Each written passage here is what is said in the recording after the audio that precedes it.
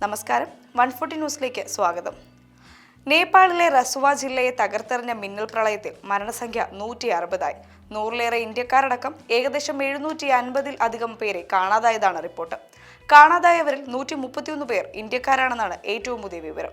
അതിനിടെ കൈലാസ് മാനസരോവർ തീർത്ഥാടനം കഴിഞ്ഞ് മടങ്ങുകയായിരുന്ന ഇഷ ഫൗണ്ടേഷനിലെ 77 തീർത്ഥാടകരെ കാണാതായതായി സദ്ഗുരു സ്ഥിരീകരിച്ചു.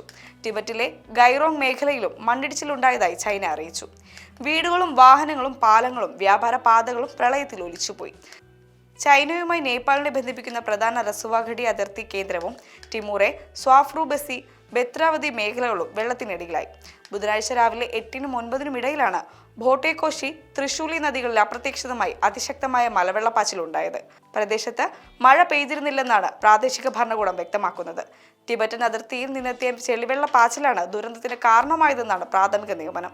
5100 മീറ്റർ ഉയരത്തിലുള്ള ലെൻഡെ നദിയിലേക്ക് കൂറ്റൻ മഞ്ഞുമല ഇടിഞ്ഞു വീണ് നദീതടം അടഞ്ഞതും തുടർന്ന് ജലസംഭരണി തകർന്നതുമാകാം പ്രളയത്തിന് കാരണമായെന്നാണ് വിദഗ്ധരുടെ വിലയിരുത്തൽ. 111 മെഗാവാട്ടിന്റെ റസുവ-ഘടി ഉൾപ്പെടെ 10-ലേറെ ജലവൈദ്യുത പദ്ധതികൾക്ക് തകരാറുണ്ടായി. US ജിയോളജിക്കൽ സർവേ പ്രകാരം പ്രളയത്തിന് മുമ്പുണ്ടായ പ്രകമ്പനം ഭൂചലനമല്ല, ശക്തമായ ഉരുൾപൊട്ടലാണ് അതിന് കാരണമായത് എന്നാണ് അറിയപ്പെടുന്നത്.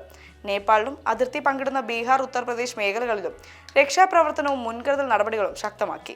അതിനിടെ നേപ്പാളിന് പിന്തുണയുമായി ഇന്ത്യ 10 ടൺ ദുരിതാശ്വാസ സാമഗ്രികളും അത്യാവശ്യ മരുന്നുകളും അയച്ചു. സാധ്യമായ എല്ലാ മാനുഷിക സഹായവും നൽകുമെന്ന് പ്രധാനമന്ത്രി നരേന്ദ്രമോദി നേപ്പാൾ പ്രധാനമന്ത്രി ബലേന്ദ്ര ഷായ്ക്ക് ഉറപ്പു നൽകി. ഇന്ത്യയുടെ സഹായത്തിന് ഷാ നന്ദി അറിയിക്കുകയും ചെയ്തു.